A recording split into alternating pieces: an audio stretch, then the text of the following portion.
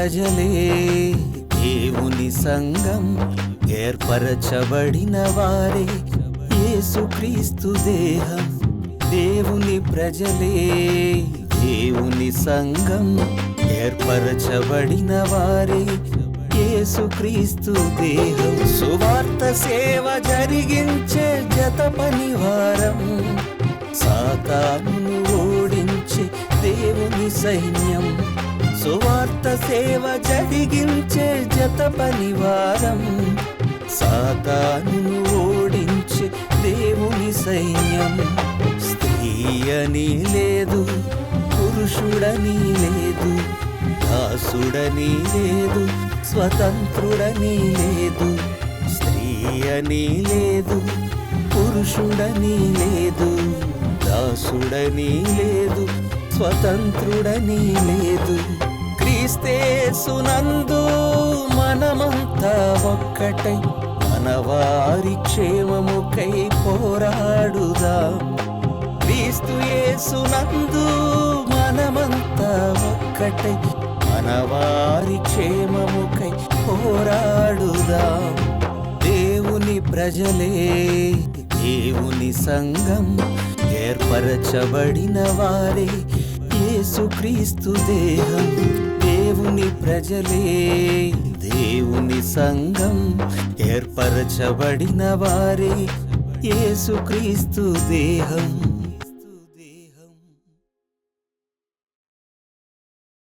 దేవుని కుమారుడైన యేసుక్రీస్తు ప్రభువునందు పవిత్రపరచబడి పరిశుద్ధులుగా ఉండుటకు పిలువబడినటువంటి నా ప్రియ సహోదరి సహోదరులారా, మీ అందరికీ మనవారు అనే ఈ కార్యక్రమమునకు స్వాగతమును తెలియజేస్తూ వందనములు కూడా తెలియజేయుచున్నాను. ఈరోజు మనమందరము కలిగి ఉండవలసినటువంటి ఒక గొప్ప లక్షణమును గూర్చి నేను మీతో మాట్లాడబోచున్నాను. అదేమిటంటే, మనుషుల ఎదుట ప్రభువును ఒప్పుకొనుట. మనుషుల ఎదుట ప్రభువును గూర్చి ఒప్పుకొనుట. ఈ విషయమై పరిశుద్ధ గ్రంథంలో స్పష్టమైనటువంటి ఆదేశాలు ఇవ్వబడ్డాయి. ఎందుకంటే ఆయా సందర్భాలలో మనుషుల ఎదుట మనము ప్రభువును ఒప్పుకుంటున్నామా, ఒప్పుకోవటం లేదా? ఇటువంటి సందర్భాలు తలెత్తినప్పుడు మనము ప్రభువు విషయంలో ఎటువంటి సాక్ష్యమును కలిగి ఉంటున్నాం? రహస్యముగా ప్రభువును విశ్వసించి ఊరకుంటున్నామా? రహస్యముగా ప్రభువును నమ్ముకొని అక్కడితో సరిపెట్టుకుంటున్నామా? లేక ప్రభువును విశ్వసించినందుకు ప్రభువును వెంబడిస్తూ మనుషుల ఎదుట ప్రభువును గూర్చి ఒప్పుకున్న వారముగా ఉంటున్నామా? ఈ విషయాన్ని గూర్చి మనం ఎలా ఉండాలి అనే దానిని గూర్చి పరిశుద్ధ గ్రంథము ద్వారా ఈరోజు చక్కని విషయములను మనం నేర్చుకుందాం. ఈ సంగతిని గూర్చి దేవుని కుమారుడైన యేసుక్రీస్తు ప్రభువు శరీరధారిగా ఈ భూమి మీద ఉన్న దినములలో మాట్లాడారు. ఆయన ఈ విషయమును తెలియజేశారు. తన శిష్యులను లోకములోనికి సువార్త వ్యాపకము నిమిత్తము పంపిస్తూ ఆయన ఈ మాటలను తెలియజేశారు. చూద్దాం. వ్రాయబడిన సంగతులను, ప్రభువైన యేసు మాటలను మొట్టమొదట మనం చూద్దాం. ఆ తర్వాత ఆ మాటల యొక్క సారాంశమును దేవుని సహాయమును బట్టి మనం తెలుసుకుందాం. మత్తయి సువార్త 10వ అధ్యాయము 32వ వాక్యం నుండి మనం చూడగలిగితే ప్రభువైన యేసుక్రీస్తు ఈ విషయమై మాట్లాడినటువంటి సందర్భాన్ని మనం కనుగొనగలం. మత్తయి సువార్త 10వ అధ్యాయము 32వ వాక్యం నుండి ఇప్పుడు మనం చూద్దాం. మనుషుల ఎదుట నన్ను ఒప్పుకొనువాడెవడో పరలోకమందున్న నా తండ్రి ఎదుట నేనును వానిని ఒప్పుకొందును. మనుషుల ఎదుట ఎవడు నన్ను ఎరుగననునో వానిని పరలోకమందున్న నా తండ్రి ఎదుట నేనును ఎరుగనందును. ఒక స్పష్టమైనటువంటి స్టేట్మెంట్ ఇక్కడ ప్రభువైన యేసుక్రీస్తు వారు ఇచ్చారు. దేనిని గురించి? యేసు ప్రభువును ఒప్పుకునే విషయాన్ని గురించి. ఎవరి ఎదుట? మనుషులందరి ఎదుట, అంటే లోకము ఎదుట. ఎవరిని ఒప్పుకోవాలి? ప్రభువు అయిన యేసుక్రీస్తును. తండ్రి అయిన దేవుని గురించి ఇక్కడ మాట్లాడలేదు. తండ్రి అయిన దేవుడిని అందరూ ఒప్పుకుంటారు. మ్యాక్సిమం మెజారిటీ ఆస్తికులైనటువంటి ప్రతి ఒక్కరూ కూడా దేవుడున్నాడు అని ఒప్పుకుంటారు. పరలోకమందున్న తండ్రిని ఒప్పుకోవడం కాదు, తండ్రి అయిన దేవుని అద్వితీయ కుమారుడైన యేసుక్రీస్తు ప్రభువును ఒప్పుకోవాలి. అది ఇక్కడ ముఖ్యమైనటువంటి విషయం. అందుకే ఆయన ఏమంటున్నారు? మనుషుల ఎదుట నన్ను ఒప్పుకోవాలి అంటున్నారు యేసుక్రీస్తు ప్రభువు. మనుషుల ఎదుట నన్ను ఒప్పుకోవాలి అంటే ప్రభువును ఒప్పుకోవాలి. ప్రభువును ఒప్పుకోవాలి. ఏమని ఒప్పుకోవాలి? యేసుక్రీస్తు ప్రభువు నా రక్షకుడు, యేసుక్రీస్తు ప్రభువును నేను వెంబడించుచున్నాను, నేను క్రీస్తును పోలి నడుచుకుంటున్నాను, నేను క్రైస్తవుడను, క్రైస్తవురాలిని, నేను తుదిశ్వాస వరకు క్రీస్తు రాజ్యములో ఒక పౌరునిగా బ్రతుకుతాను. ఈ విషయాన్ని ఒప్పుకోవాలి. ఈ విషయాన్ని ఒప్పుకోవాలి. మునుపటి కాలంలో అయితే రాజకీయ పరిస్థితులు కాస్త అనుకూలంగా ఉండేటువంటి పరిస్థితులలో చాలామంది క్రీస్తును మనుషుల ఎదుట ఒప్పుకునేవారు. అప్పటి కాలంలో కూడా కొన్ని ఆటంకాలు వరకు ఉండేవి. కానీ ఇప్పటి కాలంతో పోల్చినప్పుడు మునుపటి కాలంలో రాజకీయ పరిస్థితుల దృష్ట్యా మనుషుల ఎదుట చాలామంది క్రీస్తు ప్రభువును రక్షకునిగా ఒప్పుకునేవారు. కానీ ప్రస్తుతం అయితే రాజకీయ పరిస్థితులకు తలొగ్గి భయపడి వారికి ఏమైనా అందేవి అందకుండా పోతాయేమో అని, అంటే రాజకీయ ఫలాలు, ప్రభుత్వ ఫలాలు అందేవి అందకుండా పోతాయేమోనని మనుషుల ఎదుట ప్రభువును ఒప్పుకోలేకపోతున్నారు. మనుషుల ఎదుట ప్రభువును ఒప్పుకోలేకపోతున్నారు. కొన్ని సందర్భాలను మనం చూస్తూ ఉంటాం. మీరు ప్రభువును విశ్వసిస్తే మీకున్న రిజర్వేషన్ తీసేస్తాం అని ప్రభుత్వాధికారులు వారి దగ్గరికి వెళ్ళారనుకోండి, వెంటనే వారి ఇంటిలో ఉన్నటువంటి బైబిల్ దాచేస్తారు. ఇంకా ఏమైనా గుర్తులుంటే, ప్రభువును వారు విశ్వసించినందుకు ఇంకా ఏమైనా గుర్తులుంటే వాటన్నిటిని కూడా తాత్కాలికంగా చేర్పేస్తారు. ఎందుకంటే అధికారులు వచ్చారు, చెకింగ్కి వచ్చారు, ఎంక్వైరీకి వచ్చారు, మేము క్రైస్తవులు అని తెలిస్తే మాకున్న రిజర్వేషన్ పోతుంది అనేటువంటి భయం వారిలో ఉంది. పరిస్థితి ఏ విధంగా ఉన్నా సరే, నీ యొద్ద నుండి ఏ ఫలము, ప్రభుత్వ ఫలము ఏది పోతున్నా సరే, ప్రభువు ఫలము నీ యొద్ద నుండి పోకుండా నీవు జాగ్రత్త పడాలి. ఎందుకంటే కన్ను మూస్తే మనము ప్రత్యక్షం అవ్వాల్సింది ఎవరి ఎదుట తెలుసా? క్రీస్తు ఎదుట. మన ప్రభు అయిన యేసుక్రీస్తు ఎదుట మనము ప్రత్యక్షం అవ్వాలి. అప్పుడు ప్రభుత్వ ఫలాలు మనకేమైనా సహాయం చేస్తాయా? ప్రభువు ఇచ్చే ఫలమే కదా మనలను ఆదుకోవాలి. అలాగే మరికొంతమంది వారు చుట్టూ ఉన్నటువంటి సామాజిక వర్గాలకు భయపడి ప్రభువును మనుషుల ఎదుట ఒప్పుకోలేరు. అంటే మా సామాజిక వర్గంలో చాలామంది ఇంకా ప్రభువును తెలుసుకోలేదు కనుక, మేము ప్రభువును విశ్వసించామని అందరికీ తెలిస్తే వారు మమ్మను వారి సామాజిక వర్గం నుండి వెలివేస్తారనేటువంటి భయం మరికొందరిలో ఉంటుంది. చాలా రకాలైనటువంటి ఆటంకాలు మనుషులకు కనిపిస్తాయి. అయితే ప్రభువును మనుషుల ఎదుట ఒప్పుకున్నవాడే ప్రభువు ఎదుట నిలబడటానికి ధైర్యవంతుడవుతాడు. ఎందుకంటే ప్రభు అయిన యేసుక్రీస్తు వారు ఈ విషయమై స్పష్టమైనటువంటి సూచన ఇచ్చారు. మనుషుల ఎదుట మీరు నన్ను ఒప్పుకొని తీరాలి. ఎందుకంటే ఇదేమైనా తప్పుడు మార్గమా? దొంగతనానికి సంబంధించినదా? వ్యభిచారానికి సంబంధించినదా? నరహత్యకు సంబంధించినదా? మీ ఆత్మను మీరు రక్షించుకోవటానికి ప్రభు అయిన యేసుక్రీస్తును మీ రక్షకునిగా అంగీకరించినప్పుడు మనుషుల ఎదుట ఆయనను ఒప్పుకోవటానికి మీకెందుకు ఇంకా సందేహం? చెప్పండి. ఎందుకు ఇంకా సందేహం చెప్పండి? ఈరోజు అనేక మంది తప్పుడు విధానాలలో ఉండే వారు దర్జాగా చలామణి అవుతున్నారు. తప్పుడు మార్గములలో వెళుతూ ఆ తప్పుడు మార్గములను మనుషుల ఎదుట ఒప్పుకుంటూ దర్జాగా చలామణి అవుతున్నారు. అలాంటప్పుడు మీరు నీతి మార్గంలో నడుచుకుంటూ నీతిమంతుడైన ప్రభువును మీరు మనుషుల ఎదుట ఒప్పుకోకపోవటానికి కారణం ఏంటి చెప్పండి? కారణం ఏంటి చెప్పండి?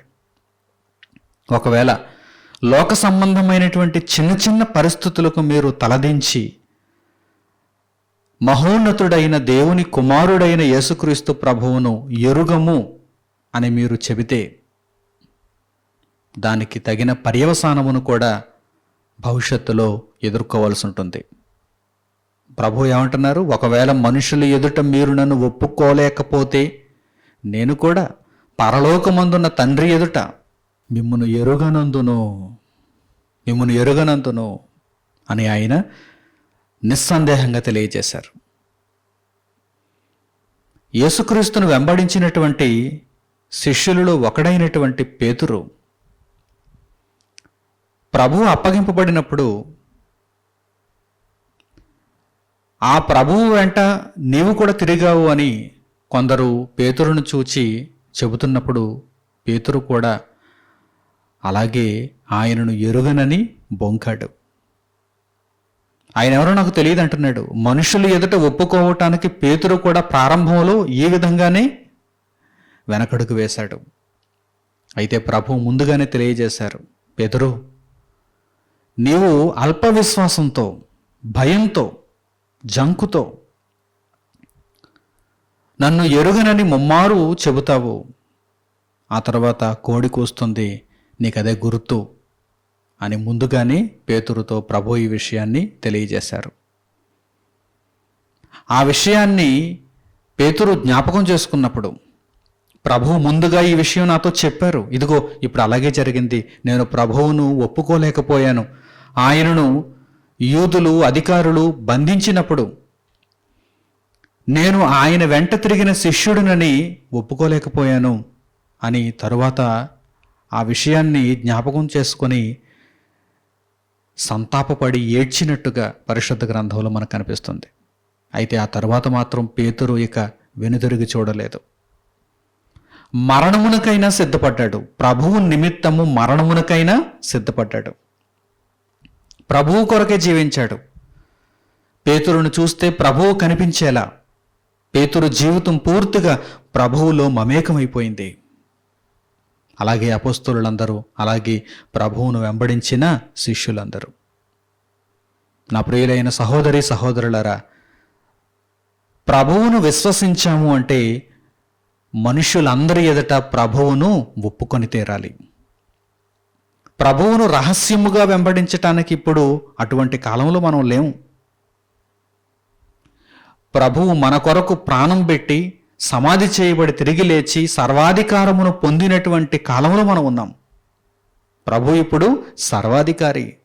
ఆ సర్వాధికారిని మనము మన రక్షకునిగా ఒప్పుకోవటానికి ఎల్లప్పుడూ మనం సిద్ధంగా ఉండాలి. ప్రభుత్వాలు మారతాయి, వస్తాయి, పోతాయి. ఇష్టానుసారమైనటువంటి నిబంధనలు వారు పెడతారు, ఇష్టానుసారమైనటువంటి చట్టాలను వారు రూపొందిస్తారు. ఏదేమైనప్పటికీ దేహాన్ని విడిచిపెట్టిన తర్వాత ప్రభువు న్యాయపీఠము ఎదుట మనము ధైర్యముగా నిలబడాలి అంటే గనుక తప్పనిసరిగా మనము మనుషులందరి ఎదుట ప్రభువును ఒప్పుకొని తీరాలి. కొంతమంది మనుష్యులు వారు ధరించే వస్త్రాల మీద కూడా ప్రభువును గురించినటువంటి మాటలను వ్రాసుకొని ధైర్యంగా వారు లోకంలోనికి వెళతారు. యేసు నిన్ను స్వస్థపరచును, యేసు నిన్ను రక్షించును, యేసు సర్వలోక రక్షకుడు, యేసు నా రక్షకుడు, ఈ విధమైనటువంటి మాటలను కొందరి వస్త్రాల మీద మనం చూస్తూ ఉంటాం, కొన్ని వాహనాల మీద మనం చూస్తూ ఉంటాం, కొన్ని ఇళ్ల మీద మనం చూస్తూ ఉంటాం. ఇంటికి రంగు వేయించుకుని ఆ మాటలను వారు రాయించుకుంటారు. ఈ రోజుల్లో కొంతమంది బైబిల్ చేత పట్టుకొని వెళ్ళటానికి కూడా సిగ్గుపడుతున్నారంటే మీరు ఆలోచన చేయండి, ఎంతటి దయనీయమైనటువంటి స్థితిలో ఉన్నారో. బైబిల్ అందరికీ కనిపించేస్తుందేమో, దీనిని నేను మూసేయాలి, నేను దీనిని దాచేయాలి, దీనికి వేరే కవర్ వేసుకోవాలి, బైబిల్ అని ఎవరికి తెలియకూడదు, కానీ నేను బైబిల్ తీసుకుని వెళ్ళాలి. చూసారా, లోకానికి భయపడుతున్నారా? దుర్మార్గులకు భయపడుతున్నారా? అవివేకులకు భయపడుతున్నారా? అలాగని మీరు పట్టుకున్నదేంటో తెలుసా? దివ్య జ్ఞాన గ్రంథం, పరిశుద్ధ గ్రంథం. పనికి మాలిన పుస్తకాలు పట్టుకొని వెళ్ళటానికి ఈరోజు ప్రపంచానికి సిగ్గులేదు, కానీ మీరు పరిశుద్ధ గ్రంథమును చేత పట్టుకుని వెళ్ళటానికి మీకెందుకు సిగ్గు? ఆ పరిశుద్ధ గ్రంథంలో మహాజ్ఞానం ఉంది. ఒక మనిషిని సన్మార్గంలో నడిపించే ఉన్నతమైనటువంటి జ్ఞానం ఉంది. లోకం తప్పుడు ప్రకటనలు చేసి, తప్పుడు ఆరోపణలు చేసి, తప్పుడు నిందలు వేసి పరిశుద్ధ గ్రంథమును అవహేళన చేస్తున్నటువంటి పరిస్థితులలో కూడా మనం పరిశుద్ధ గ్రంథమును అల్లంత ఎత్తున చూపిస్తూనే సమాజంలో ముందుకు కొనసాగాలి. వారికి తెలియక వారు అవివేక మార్గములలో ఉండి పరిశుద్ధ గ్రంథమును అవహేళన చేస్తున్నారు, కించపరుస్తున్నారు. ప్రభువు మార్గమును వారు హేళనగా చూస్తున్నారు. కానీ మనకు అన్నీ తెలుసు. మనము దేవుని జ్ఞానమును నేర్చుకుంటున్నాం. మనం మనోనేత్రములు తెరవబడినటువంటి స్థితిలో ఉన్నాం. ప్రభువు మన రక్షకుడని ధైర్యంగా ఒప్పుకొని లోకమునకు మన ఒప్పుకోలు ద్వారా కూడా ప్రకటనలు జారీ చేయాలి. ప్రభువు నా రక్షకుడు అని మనం ఒప్పుకోవటం ద్వారా కూడా మనుషులకు సువార్త ప్రకటనను మనము చేరవేయాలి. మిమ్మల్ని చూస్తే ఇదిగో వీరు ప్రభువును వెంబడించుచున్నవారు అని లోకము ఇప్పటికే ఒక నిర్ధారణకు వచ్చేయాలి. ఆ విధమైనటువంటి బ్రతుకులు మీలో ఉన్నాయా? రహస్య జీవితాలు కాదు, క్రీస్తును బహిర్గతం చేయాలి. బాహాటముగా క్రీస్తును రక్షకునిగా మనము చూపించాలి. మన ప్రవర్తన ద్వారా క్రీస్తును ప్రకటించాలి. ఇప్పటికే మనలను చూస్తే ఈ సమాజానికి ఒక నిర్ధారణ వచ్చేయాలి. ఇదిగో ఫలానా వ్యక్తి, ఇతడు లేక ఈమె, వీరు ప్రభువును వెంబడించుచున్నవారు, వీరు ప్రభువును వెంబడించుచున్నవారు, వీరు దేవుని వాక్యమును గ్రహించిన వారు, వీరు క్రైస్తవులు, వీరు క్రైస్తవులు అని ప్రతి ఒక్కరూ కూడా చెప్పగలగాలి. అలా చెప్పాలంటే మీరు ఆ విధమైనటువంటి ఒప్పుకోలును కలిగి ఉండాలి. మనుషుల ఎదుట ప్రభువును ఒప్పుకోవాలి, మనుషుల ఎదుట ప్రభువును ఒప్పుకోవాలి. ఇక దేనినో కాదు, యేసుక్రీస్తు ప్రభువును మీరు మనుషుల ఎదుట ఒప్పుకోవాలి. నేను తండ్రి అయిన దేవుణ్ణి ఒప్పుకున్నానండి అంటే కుదరదు. తండ్రి అయిన దేవుణ్ణి ఒప్పుకోవటం కాదు ఇక్కడ సమస్య. ప్రభు అయిన యేసుక్రీస్తును ఒప్పుకోవాలి. మనుషుల ఎదుట మీరు నన్ను ఒప్పుకోవాలి అన్నారు అక్కడ ప్రభువు. చాలామంది చూడండి, యేసుక్రీస్తు ప్రభువులో ఉన్న దైవత్వమును వారు అంగీకరించరు. అందరికీ తండ్రి అయిన దేవుడు ఒక్కడే ఆ మాటను పట్టుకుని దానిని అపార్థం చేస్తూ, అందరికీ తండ్రి అయిన దేవుడు ఒక్కడే కనుక దేవుడు ఒక్కడే, యేసుక్రీస్తు ప్రభువు నరుడే, యేసుక్రీస్తు ప్రభువు దేవుని కుమారుడు అంటే దేవుని కుమారుడే తప్ప ఆయనలో దైవత్వం లేదని, ఆయన దేవుడు కాదని చాలామంది తప్పుడు వ్యాఖ్యానాలు చేస్తూ ఉంటారు. అనేక మంది విశ్వాసాలను చెరుపుతూ ఉంటారు. వారు కూడా ప్రభువును ఎరగనట్టే, ప్రభువును ఒప్పుకోనట్టే. యేసుక్రీస్తును రక్షకునిగా, ప్రభువుగా, దేవుని కుమారునిగా, దేవునిగా ఒప్పుకోవాలి. అలా ఒప్పుకున్నవారు మాత్రమే ప్రభువు చేత తండ్రి ఎదుట మరలా ఒప్పుకొనబడతారు. లేదంటే మీరెవరో తెలియదని వెంటనే ఆయన జవాబు చెబుతాడు. ప్రియులారా, మీ జీవితకాలం అంతా కూడా ఈ మాటలు మీరు విన్నారు, ఈ సందేశాన్ని మీరు గ్రహించారు. ఇక మీదట మీ జీవితకాలం అంతా కూడా మొట్టమొదటి స్థానంలో ఎవరుండాలి? ప్రభువు ఉండాలి.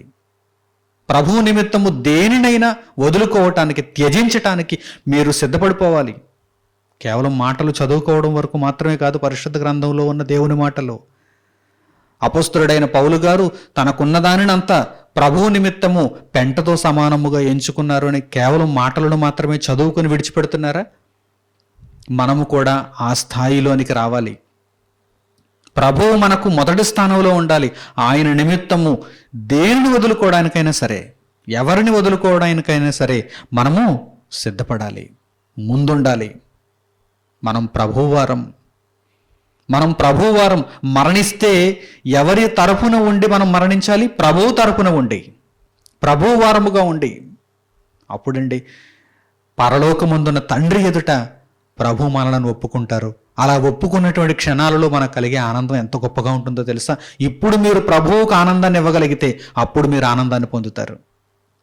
ఇప్పుడు మీరు ప్రభువును అంత ఉన్నతంగా ఒప్పుకోగలిగితే, అవును నేను ప్రభువును నమ్ముకున్న విశ్వాసిని, ఆయన రెండవ రాకడ కొరకు ఎదురు చూచుచున్నటువంటి విశ్వాసిని, నాకు దేవుని మార్గమును పరిచయం చేసిన నా రక్షకుడు యేసుక్రీస్తు ప్రభువు, ఆయనే నాకు జీవమునిచ్చెను, ఆయనే నాకు మార్గము, ఆయనే నేను కనుగొన్న సత్యము అని మనుషుల ఎదుట మనం ఒప్పుకున్నప్పుడు ప్రభువు సంతోషిస్తాడు. ప్రభువు సంతోషించి తన వారిగా మనలను ఆయన అంగీకరిస్తే, ఆయన మార్గములో కడవరకు మనం కొనసాగగలిగితే, దేహాన్ని విడిచిపెట్టిన తర్వాత పరలోకమందున తండ్రి ఎదుట ఆత్మలుగా మనలను కూడా ప్రభువు ఒప్పుకుంటారు. అప్పుడు మనకు బహుమతి దొరుకుతుంది. అప్పుడు మనకు గొప్ప సంతోషం కలుగుతుంది. కనుక ఈ మాటలన్నీ మీలో ప్రతిఫలించి ఇక నుండి మీ యొక్క ప్రవర్తనను దేవుని వాక్యమునకు అనుకూలముగా మీరు మార్చుకుంటారని, సర్వలోకము ఎదుట ప్రభువును ఒప్పుకోవటానికి ఏమాత్రము వెనుకు తీయని వారుగా ఉంటారని, ప్రభువు నిమిత్తము దేనిని వదులుకోవడానికైనా సరే సిద్ధపడతారని, చివరకు మీ ప్రాణమును పోగొట్టుకోవడానికి కూడా మీరు సిద్ధపడతారని హృదయపూర్వకంగా ఆకాంక్షిస్తూ ఈ సందేశముని ఇంతటితో నేను ముగిస్తున్నాను. తండ్రి అయిన దేవునికి ప్రార్థనలు ఏకీభవించండి. మహోన్నతుడు అయిన మా కన్న తండ్రి, మీరు మమ్మను ప్రేమించి మా కొరకు ఇచ్చినటువంటి బహుమానమే మీ కుమారుడైన యేసుక్రీస్తు ప్రభువు. ఆయనను ఎరిగిన వారముగా, ఆయనను గూర్చిన గొప్ప ఒప్పుకోలును కలిగిన వారముగా, మంచి సాక్ష్యమును ప్రజలందరి ఎదుట ఇవ్వగలిగిన వారముగా ఉండుటకు మమ్మను నిలబెట్టండి తండ్రి. యేసుక్రీస్తు ప్రభువే ఈ లోకమునకు రాకపోతే మాకు రక్షణే లేదు. ఆయన వచ్చి మా పాపముల నిమిత్తము తన ప్రాణమునిచ్చి మాకు పరిహారమును జరిగించారు. మా రక్షకుని నిమిత్తము ఎల్లప్పుడూ తండ్రి లోకము ఎదుట ఆయనను ప్రకటించే వారముగా ఉండగలుగుటకు మాకు ధైర్యమును నిరీక్షణను అనుగ్రహించమని మిమ్మల్ని కోరుకుంటూ, మీ ఎదుట మా ప్రభువు మమ్మను ఒప్పుకునేటువంటి ఆ క్షణాలను మేము చూడగలుగుటకు తండ్రి, ఈ లోకమందు మీరు ఇచ్చిన ఆయుష్కాలం అంతయు ప్రభువును ప్రకటిస్తూ బ్రతకగలగటానికి సహాయము చేయమని వేడుకుంటూ, ఈ మా ప్రార్థనలను మా ప్రభువును రక్షకుడునైన యేసుక్రీస్తు వారి పేరిట మిమ్మల్ని వేడుకొనుచున్నాము తండ్రి. ఆమెన్. అందరికీ వందనములు. సెలవు.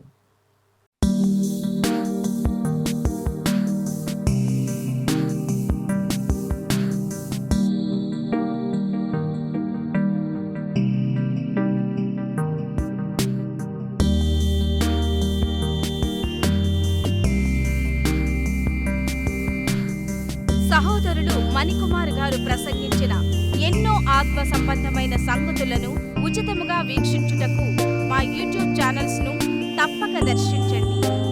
మా సమాచారమును ఎప్పటికప్పుడు తెలుసుకుని ఆత్మీయాభివృద్ధి నొందవలనంటే మా యూట్యూబ్ ఛానల్స్ ను సబ్స్క్రైబ్ చేసుకోండి. సత్వర నోటిఫికేషన్ల కొరకు సబ్స్క్రైబ్ బటన్ ప్రక్కనే ఉన్న బెల్ సింబల్ ను క్లిక్ చేయండి. మరిన్ని వివరములకు మీరు సంప్రదించవలసిన మా ఫోన్ నెంబర్స్ 8978414178 మరియు 8333927666. ధన్యవాదములు.